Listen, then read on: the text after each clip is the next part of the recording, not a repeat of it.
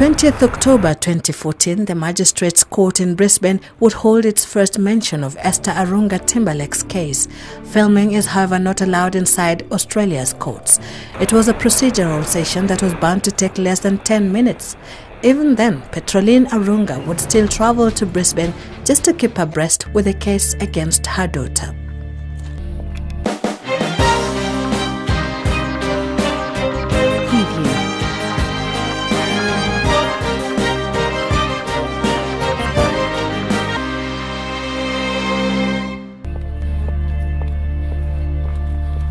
At the Australian capital, Canberra, the Kenyan High Commission is monitoring the developments on the matter keenly. It would send a representative to Brisbane to listen in on the proceedings.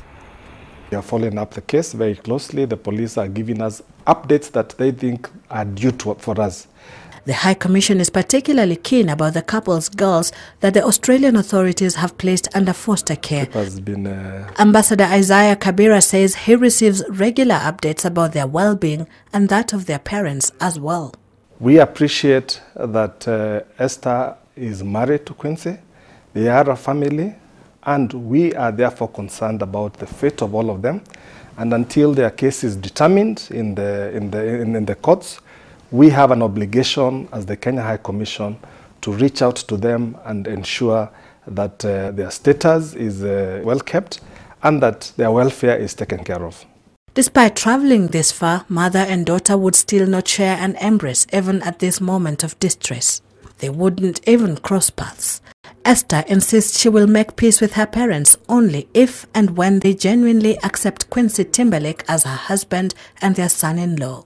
Her mother was not reachable for comment. Her father, Robert Arunga, stated on phone that the family is deliberately keeping off the media. His parting shot, quote-unquote, "Esther is our daughter and we still love her." At this point, though, Esther's trial is far from starting.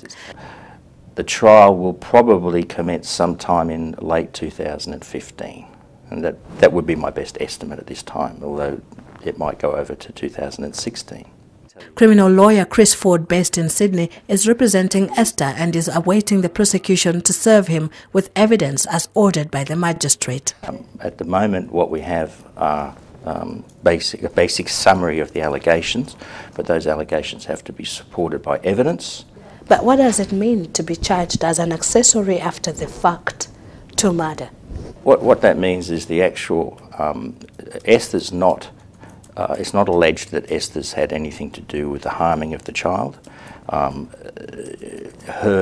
The allegations against Esther are that after the child was harmed, that she didn't express everything that she knew to the police. 21 days would pass before Esther could frankly tell the police what she really saw. Her lawyer believes she had no choice at the time.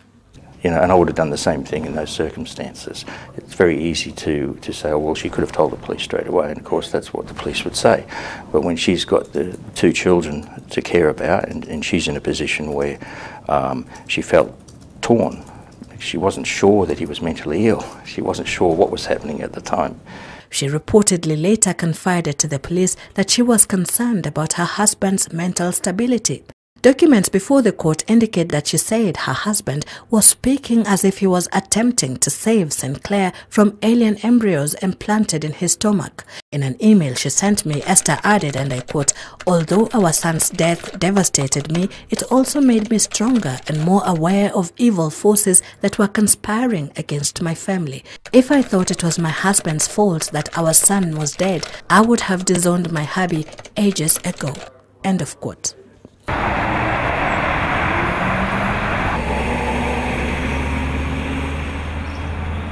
2 weeks later, Quincy would seek admission to Brisbane's Prince Charles Hospital in Chermside. He went to the hospital at the behest of Esther. Esther persuaded him that he needed to go to the hospital because he was mentally ill. He was seeing demons. He was seeing things that are commonplace with schizophrenia, delusional, and he believed that the child had demons within its soul or within its body, and he believed he was doing the right thing in trying to excise those demons. But that's the nature of mental illness, unfortunately. The person doesn't know that they're doing the wrong thing. Esther, however, believes there was more than mental illness at play. Her email reads in part, "I knew how much my husband loved me and his kids. I could see it was not him in charge that night. It was something else. One day in future, I may find out exactly what. For now, I wait patiently and accept science solution to demonism, a diagnosis of schizophrenia." In the light of the new evidence, however, Quincy Timberlake was charged with their son's murder. He was then collected from the hospital, arrested, charged, and then put within the prison system, which has its own hospital care system. He was transferred to the Arthur Gorey Correctional Centre. Though criminal lawyer Chris Ford represented both Esther and her husband when their case files opened, he has since chosen to solely represent Esther. In this case, there's a potential for conflict because what's in Quincy's best interest may not necessarily be in Esther's best interests. It's a precaution more than anything else because technically I think he's going to be following a completely different path to her, and that will primarily depend upon assessments by psychiatrists. Having earned bachelor's degrees in communication and law from the University of Wollongong in Sydney and admitted to the bar in Nairobi, Esther is aware of the intricacies in law that could work in their favor. She prays that doctors find her husband mentally unstable. If Quincy is to be found to be mentally unstable, will he still stand trial? In those circumstances, Quincy will be acquitted of murder. However, it's not as though that they will release him into the community. What happens is that he will then be institutionalised until such time as he is either cured or safe to release. His concern right now, though, is to prepare a strong defence that will convince the judges to find Esther not guilty of the offence she is charged with. Accessory after the fact to murder is a very serious offence, and it attracts a substantial period of time in imprisonment, depending on the circumstances. She was released on bail to await her trial. Until then, she cannot risk breaching her bail conditions. Well, Esther is not able to communicate with Quincy for the time being. At some point I will make an application to vary that. Every Friday she has to report to her local police station and is required to reside at a particular address. Of course, she's not allowed to leave the country, so her passport has been handed into the police. Considered a flight risk, Esther isn't allowed to be within 500 meters of an airport or any port of departure. This condition, however, doesn't bother Esther at all. She is in love with Australia, and the three people she dearly loves, her husband and children, are here. She patiently waits for her trial to come to an end, serve her sentence should she be convicted, and then fight for her children's custody once she is a free woman. Ultimately, I believe she will be reunited with her children. With the hope that her husband will be treated for mental illness rather than convicted for murder, Esther looks forward to her family reunion someday in future. Tomorrow we end the series with a tour down memory lane to where Esther believes her life started falling apart. Sylvia Chebet for the Newsmaker series, Sydney, Australia.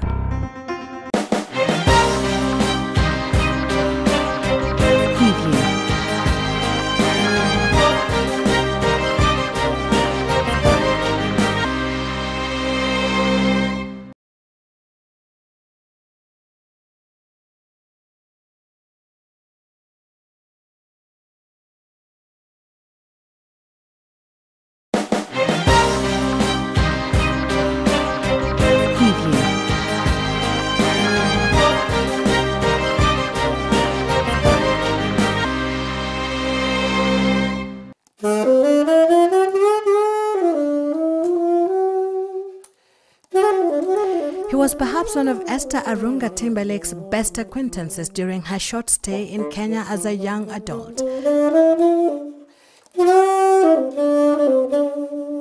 Nimrod Onyango, now officially known as Joseph Helen, is a musician who wears many hats. He refers to himself as a preacher, farmer, publisher, a teacher in his own music school, a relationship counselor, and a businessman. He can't quite quantify his family's worth.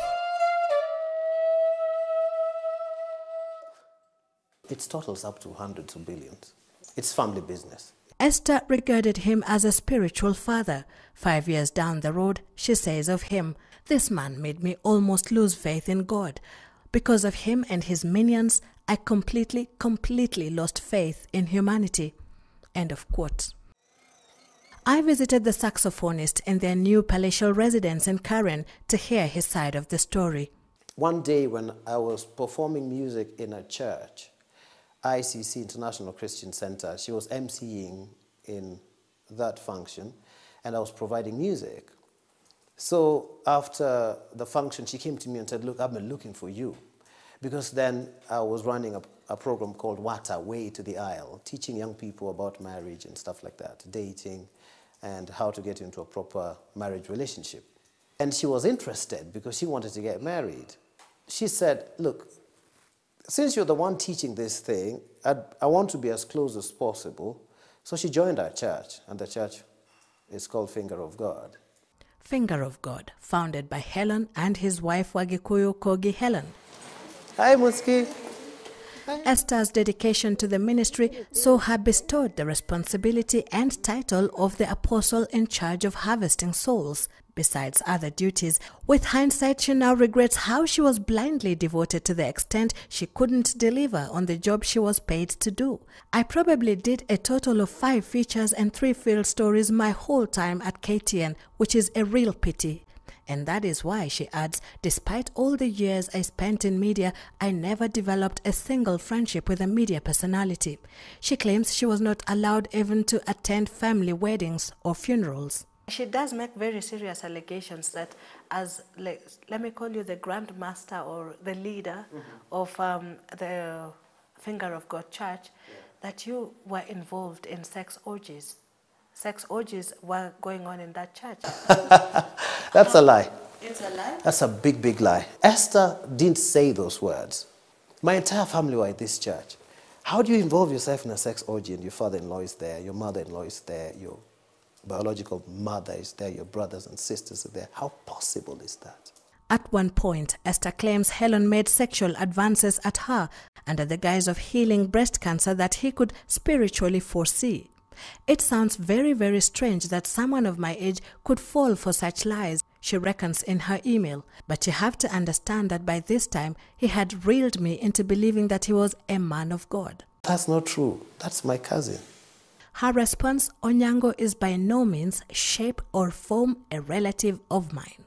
As time went by, Esther notes that she started sinking into depression, but instead of leaving, she writes, "I worked double hard for the ministry, though I was miserable and drowning in debt. It is in this miserable state that my husband came to my rescue." End of quote.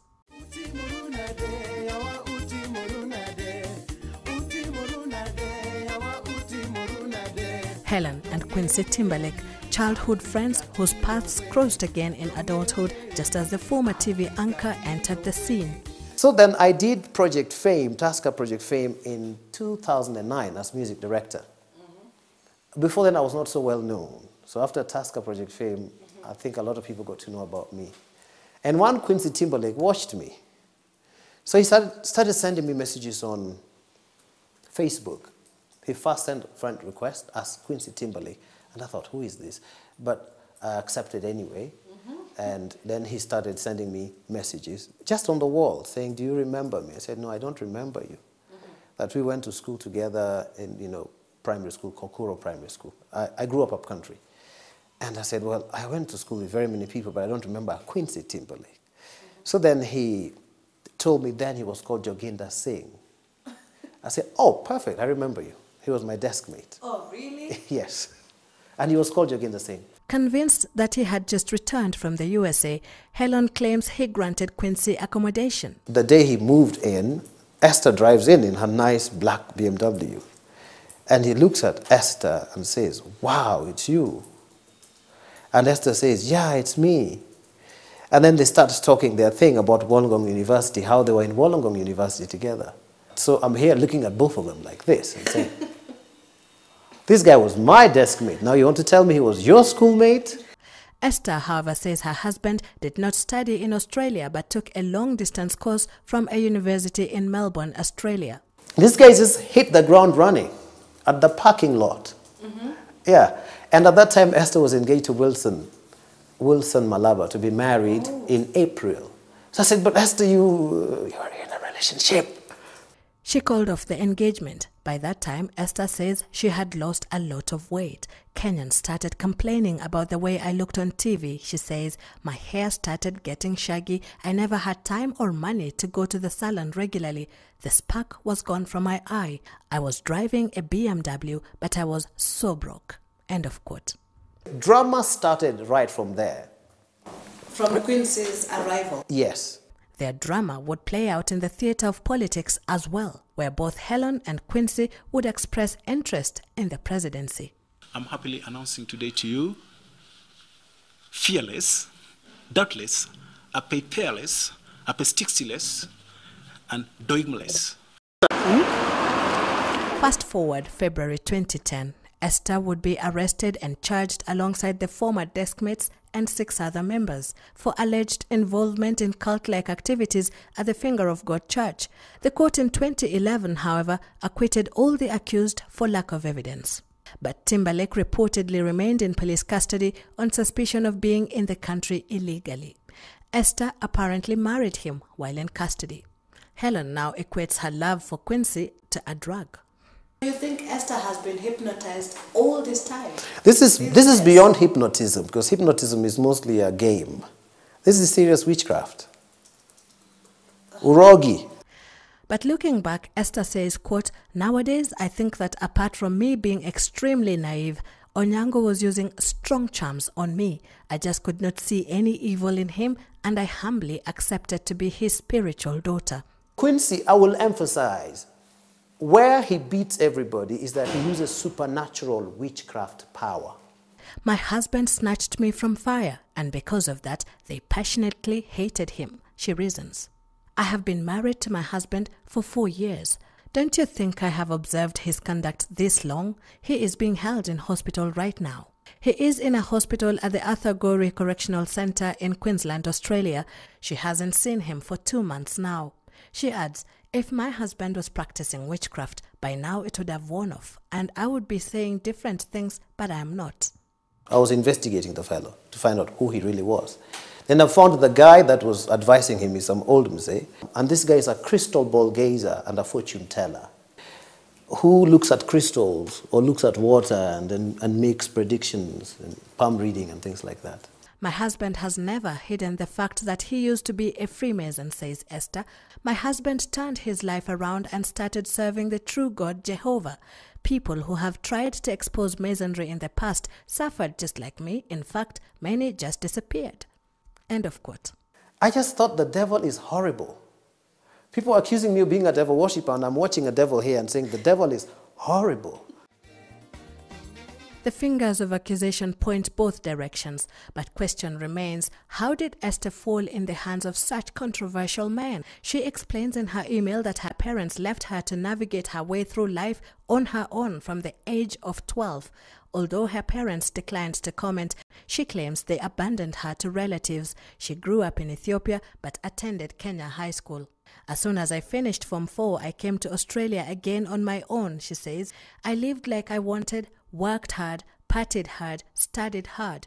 By the time I relocated to Kenya at 26, although on the outside I looked like I had achieved much, I was very, very naive and looking for direction in life. I rededicated my life to God, and a year later, I got into the murky world of television. She regrets ever being an anchor. Esther goes on to explain that landing a job in TV made her passionately seek God. She states, I knew that life in front of the camera would give me access to a life of hedonism and excesses that would potentially lead me down a path I did not want to follow.